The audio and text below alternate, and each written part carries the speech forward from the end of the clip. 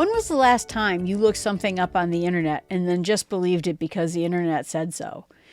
Hi, this is Jill from the Northwoods talking about how we can use AI to make our lives better a little bit, one small step at a time. You know what? You've always done this, right? You would always look something up on the internet. You would check it with a second source. You would pause to wonder if the website had a particular agenda. You would look for other sources. Anyone who's been on the internet for any amount of time, you've developed healthy skepticism about what you read on the internet. And you know that everything you read on the internet is not entirely accurate. You learn that some sources are more reliable than other sources, and you've learned to ask questions like, who wrote this article and why, before accepting something as fact. Are they trying to convince you to do something that they want you to do? And so AI needs that same kind of healthy skepticism, not paranoia and not extreme distrust, but the same kind of reasonable caution you use whenever you find anything from the internet.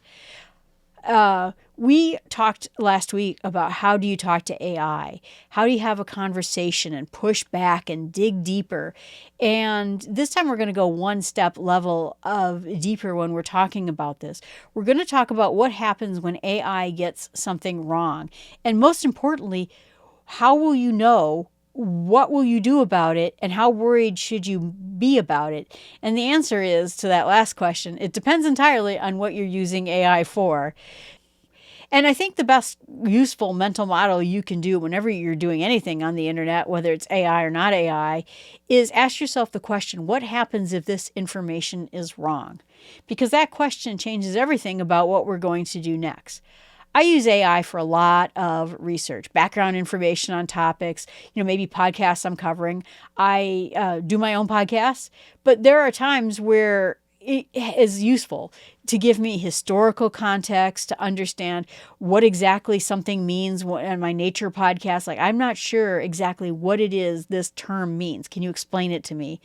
But understanding how something works. And when I'm doing that kind of research, the stakes are somewhat medium, right? If AI gives me the wrong date or fuzzy facts and I didn't understand exactly what it meant, it might mean that an episode has to be scrapped because it gave wrong information or just wasn't factual.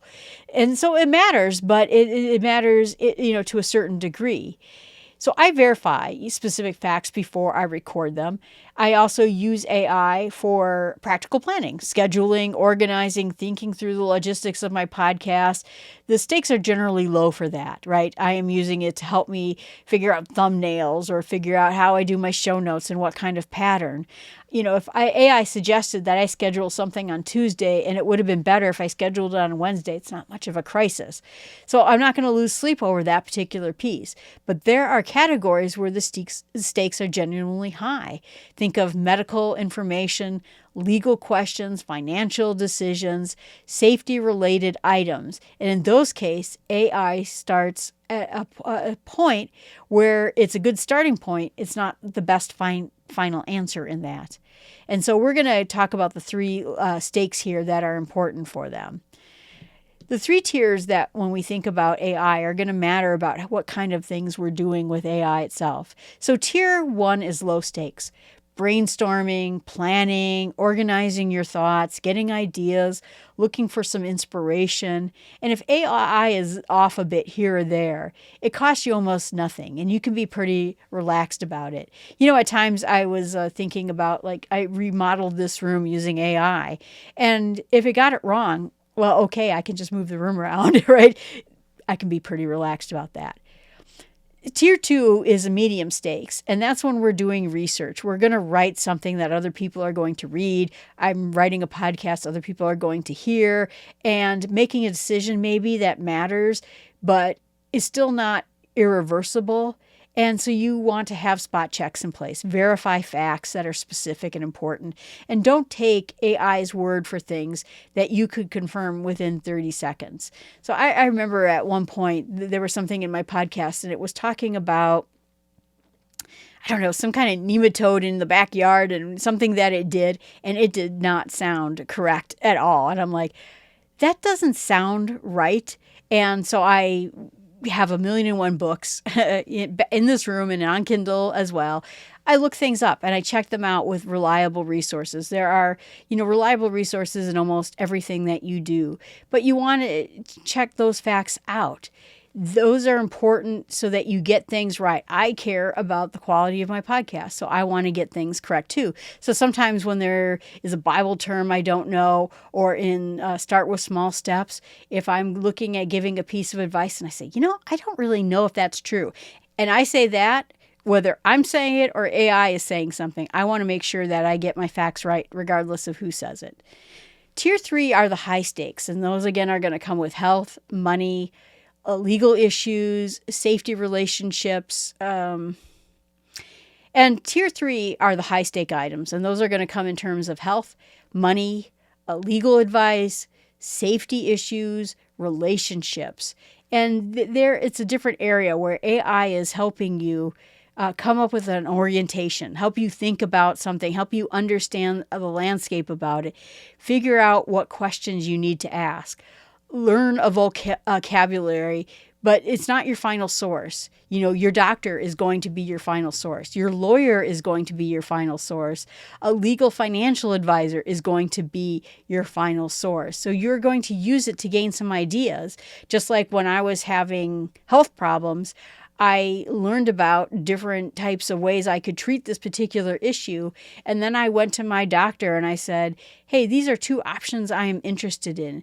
What are your opinions about them? And I left them open-ended. I did not give those opinions from AI directly to my doctor and then say, hey, respond to this. I said, what are your opinions of that, so I could get an honest evaluation of it. Most people, what they use AI for falls into usually tier 1 or tier 2. And that's good news. That means that you can get a lot of value from AI without having to treat every conversation like it's a high stakes audit. You just have to know what tier you're in. When we see something that AI actually gets wrong, so sometimes we can be specific. We know that AI makes mistakes, and not all AI mistakes are the same kinds. The first type you might have heard of are called hallucinations, and you'll hear that one talked about mostly on the internet, and it sounds very dramatic. But what it means is that AI generated something that sounds very plausible, and it isn't actually true. And the most common places that you'll see it are fake citations, like it made up a book and a book title and an author's name and a study or a statistic, but none of that turned out to be real. And that happens because AI is predicting what a good answer looks like based on patterns and on its training data. But sometimes that good answer doesn't have a proper citation, and it produced one then. And so that citation might not even be real, like a book it came from or this idea it came from. And I first came across this once. I remember I asked it a question because I was doing a podcast from a particular author. And I said, I get the feeling that this author is constantly trying to push us into this direction. And the AI said something, it says, you have to remember in this other book. And I went, what book? So I look up, there's no book like that. Was it a speech? It was a made up citation entirely. Luckily, hallucinations are something that goes away. It's going away. It's not gone, but it is certainly getting a lot better. And you have to certainly watch for it. If you're using AI for research and AI gives you a specific source, a book, a journal article, a quote from a specific person, it's worth just checking before you repeat it to make sure that that's correct. And the other piece of bad information is outdated information. AI models are trained on data up to a certain particular date. And after that date, that cutoff, they might not automatically know something changed, whether a law changed or the guidelines changed or products have changed. The organization changed structure. So if you're doing research on another company or something like that. And so if you're asking something that might be recent news, it may have been giving you accurate information from 6 months ago. So AI is not giving you the current accurate information. And the fix here is really simple. It's to ask the question, is this information current? Where did you get this information? Do you know where your knowledge cut off at? And usually it'll just tell you. I mean, that's the most incredible thing about AI itself. If I look at the Encyclopedia Britannica, right, and I pull it off the shelf and it says, doctors suggest that you get 500 milligrams of vitamin D. And then I think, gosh, that doesn't sound right. Well, it maybe was right when that encyclopedia or that book was written, but it's not right now. The difference is with AI is I can just ask it, where's your cutoff point? Where did you find this information from? Can I just go verify it with a quick search? Easy enough to deal with. The third type of mistake that it can make is confident vagueness. And this one's interesting. It's essentially, and I think it's the one that I notice most of the time. AI will give you an answer that sounds very specific and sounds very authoritative about it, but it's actually quite general. It's not really wrong. It's just not as precise as it sounds. It kind of fills in the gaps with plausible sounding language rather than admitting it didn't have a detailed answer. And the biggest tell that you can see when you have this information happens is if the answer could apply to almost any situation. It's probably that the AI did not have really specific information about what you were asking it. So you can push it for more specificity. You can recognize that you might be on the edge of what AI is really capable of giving you guidance on, and then maybe you can go find another source for it. I had an interesting situation where I had a blood glucose meter that was giving me really low readings. Like I had low blood sugar all the time. And I thought for the last 6 months I had low blood sugar. And at some point I said to the AI, I said, well, what are the chances this blood glucose meter is broken? They don't usually break. And then I said, well, do the sticks get outdated? Like, do they have an expiration date on it? And it says, no, they're usually just pretty much the same all the time. And I went, I went out and bought a new glucose tester and found out that my test was too low by 15 points, which was making me think that I was having low blood sugar problems, and I really wasn't. But essentially, the AI didn't think that that was probably likely a case. And you know what? Maybe out of 100 times, because you have to think robots really work on statistics, out of 100 times where a person's having low blood sugar, maybe only 10 of those times the person's going to have a bad meter. In my case, that turned out to be true. So, that's where you can say it was really confident that it was okay, and it wasn't. Then there are places too, the fourth type of place where we have something that we think is wrong, is that we have a genuine disagreement, that we just disagree on how something is being stated. Now, I have done a few things where I have talked to it, about particular topics, and I'm like, I do not agree with that at all. That you and I are philosophically on opposite sides of that. And it's not necessarily because it's wrong or even that I'm wrong. It's because it has a defensible answer and I have a defensible answer, maybe. So maybe it needs to reconsider. Maybe I need to reconsider. And the difference is like I said, this is not the AI hallucinating an opinion. It is because the information it gathered led it to a different opinion of it. And so AI is being consistent with what it knows, but it still might not be correct. And so if AI is holding its ground because its pattern matching makes it feel confident that it's on the right track, and maybe you're holding your ground because you're confident you're on the right track, maybe with some good information, we can correct each other. Sometimes the answer is it was wrong. Sometimes the answer is I was wrong. Or maybe it's just a matter of an opinion, because it does have opinions.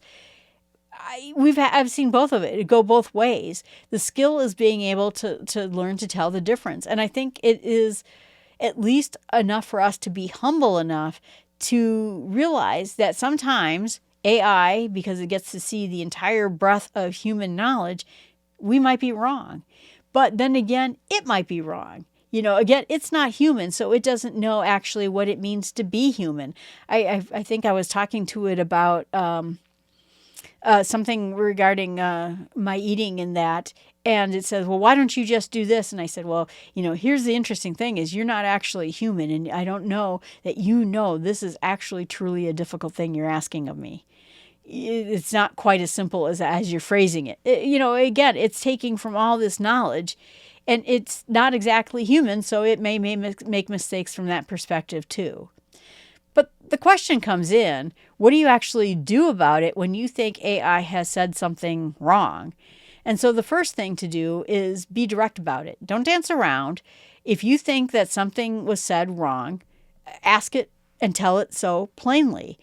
I don't think that information is accurate, and here's why. So you can have it then reconsider its answer and then keep this new piece of information in mind. There was something that was in the Bible and an AI said something very confidently about what it was. And I said, that's not true. What you're saying is not true. It's believed in many courts that that's true, but let me show you the passage where that says that's not true.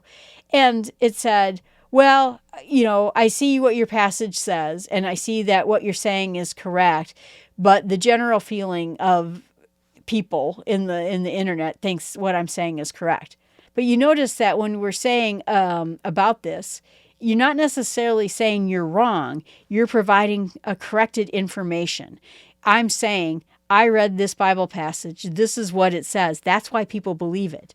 And so the more specific you are with your pushing back about what you think it got wrong and why you think you're right, the better response you get. And maybe you'll just get a healthy debate out of it. I've had some very serious, long debates with AI over topics of modern life. And it's because it's taking its knowledge from a certain set of beliefs. There was a situation where it had told me something in the Bible didn't mean what I thought it meant, and what I was saying was used by people who get it wrong, essentially. And I said, "Here, let me show you the passage that backs up my side. This is why people think this, and not only am I thinking this way, but all the people living in this particular situation." Agree with me in this particular case, that they're treating it like this is true as well. So it's not just me. There's a lot of people who believe this too. Let me show you the passage and back it up. So you can fight back, but like I said, the more specific you give it information on your fight back, the better it'll be. The second thing is you can ask it to show its work. So if AI gave you something and you're not sure whether to trust it, ask to walk through it step by step and through its reasoning. How confident are you in this answer? What is it based on? Are there any parts of this you're less certain about than other parts of it? And find out where it is confident and where it is less sure about it. And that will help you out as well. It'll help you see. I remember, at times you can read AI line by line as it's going through things. And it literally said, not much information on this, have to dig in deeper. We'll look at these types of resources. And so you could literally see it thinking in there. And it was actually identifying a weak spot in its own logic, in its own conversation with itself. So I find this prompt, when you push back with it, really genuinely useful. A good AI model, when asked directly, will flag its own uncertainty. It'll say things like, on this, I'm very certain about, but this other thing I am less certain about. Or my training data on this topic goes up to a certain date and this may have changed. When you push back at it and ask these questions of transparency, it will give you actual information about it. But it doesn't normally just do that. You have to actually ask for it. So it's always good to ask follow-up questions, asking it for it to define why it gave you the answer it did. I gave up the answer or the question last week when I was talking about my retirement, and I think it got something wrong. And I said, show your work. Show me where exactly you think this is coming from. Show me where you believe this is true. And it had to do with retirement and taxes, and I think it got it wrong. And it actually showed me the U.S. statutes on this particular case, and it turned out I was wrong. I had the wrong impression. But asking for that pushback will help you with it. So that leads us into our next step, is to ask for sources and then verify them. You can ask AI where it got certain pieces of information and cite your sources. Give me the full title and author of whatever it is you're using to verify this information. A lot of AIs will do this automatically. You'll see links at the end of each of its phrases of where it got it from. But you can ask for it if it doesn't give you that, and then go check out those links. It's important when you're looking at statistics, quoting names of individuals, research that's being done, like I said, government law. These are categories where either hallucinations or old information shows up more often than anywhere else, and getting the details matters the most. A quick search, taking it 30 seconds, will help you understand if the knowledge that this AI is using is built on something reputable or built on something that's not true. So one of the things I found is I was asking it some questions about, I don't know, some rule or something like that. And it gave me the website it found it on. And it turned out that that website was over 5 years old. And it was a lot of times what governments, and not just governments, businesses do is they retire a web page, but they don't remove it from the internet. They just hide it so it can't be linked anymore. But you still can find it through search. And so what AI is doing is, if I said, well, who's the board of directors of Microsoft? It may find an old document off of Microsoft's webpage, but that's not the most recent document. Because, like I said, most people don't remove bad articles from the internet. They just hide them. So that's something to keep in mind. That's true if whether you're using search or you're using AI. And sometimes you just need to reset a conversation that goes sideways. If AI gave you something that's just completely wrong early on and then started building on it, it's going to build that whole thread over this tangled conversation. And so really the best option at that point is just to start fresh. So I remember I got into some conversation about, I'm trying to fix my diet so that I keep the weight that I lost off me. And AI got into this really weird bent, about something that I was eating and this and that.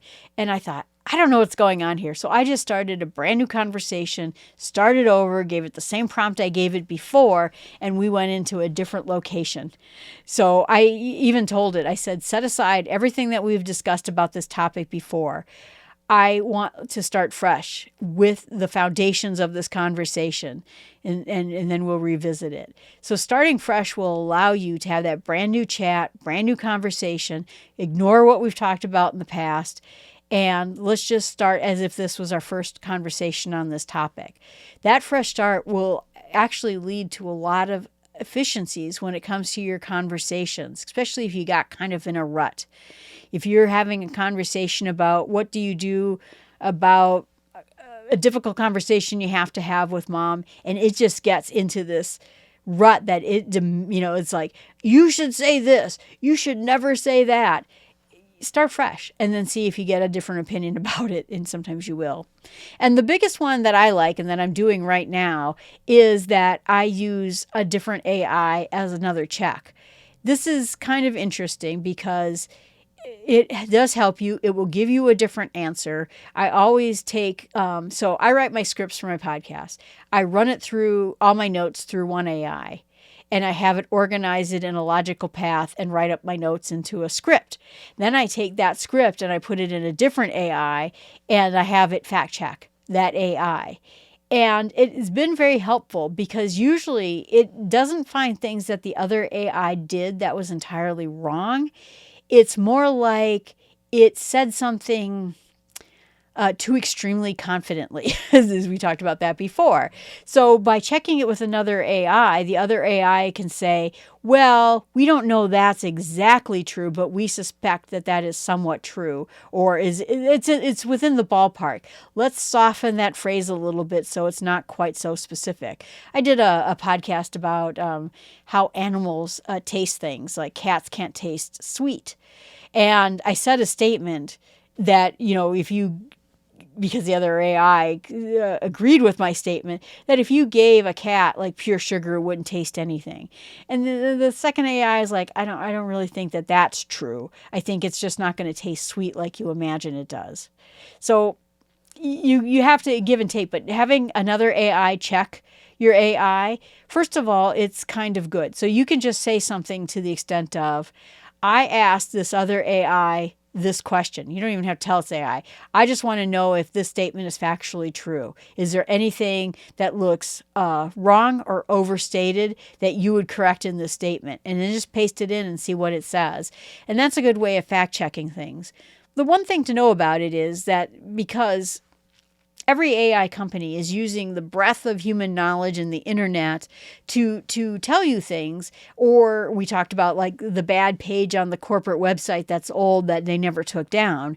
It's possible that the second AI could find the same mistake that the first AI found as well. So you might not get a bad fact check on something. So if it's a high stakes item, a tier 3 thing, you want to make sure you check it appropriate by going to the government website or going and speaking to a lawyer or a doctor, because it is possible that a mistake can get proliferated in a second AI the same way it did in the first.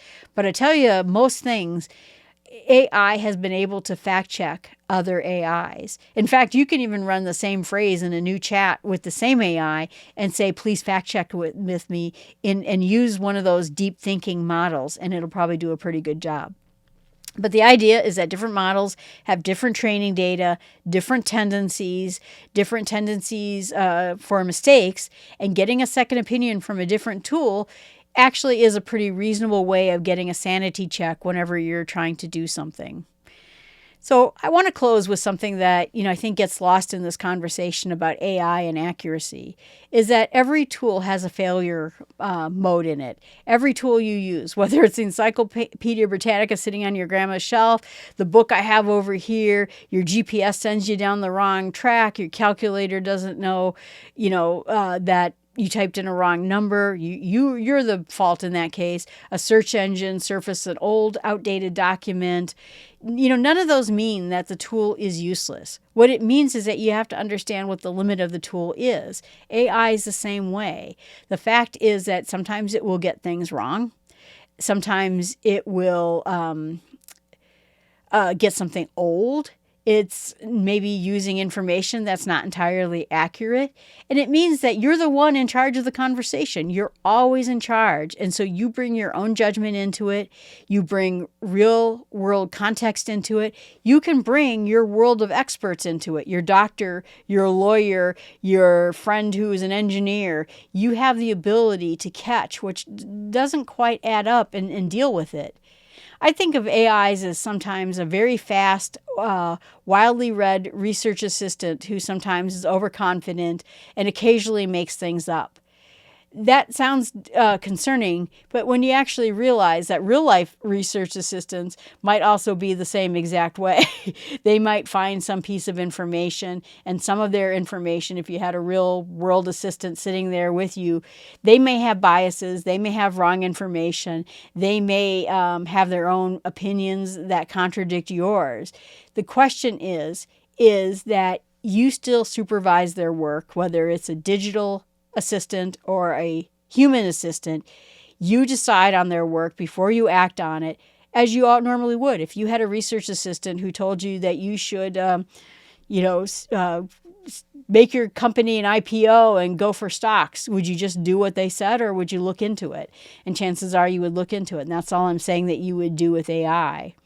What I've settled for myself is that I trust AI to help me think. I verify before I act, and the higher the stakes, the more I verify. It's not that complicated of a system. It's just common sense being applied to a new tool, which is the same common sense we should be applying to our old tools. So your small step of this week is just try one thing. Have AI tell you something specific, a date, a statistic, a quote, and then go fact check it. Go look it up and see if it's right. Make it a habit of your supervision of this AI. What you'll notice is that when it's right, it's great. It's helpful. It helps you make better decisions. When it's off, it's important that you caught it before it actually matters. But either way, you're practicing the right kind of relationship. All right, everyone. Thanks so much for listening. Remember, I'm Jill from the North Woods. You can email me at jill@startwithsmallsteps.com. You can find all my work at jillfromthenorthwoods.com. I'd love to hear from you. I'd like to hear what your opinions about AI are. Thanks so much. Have a great day.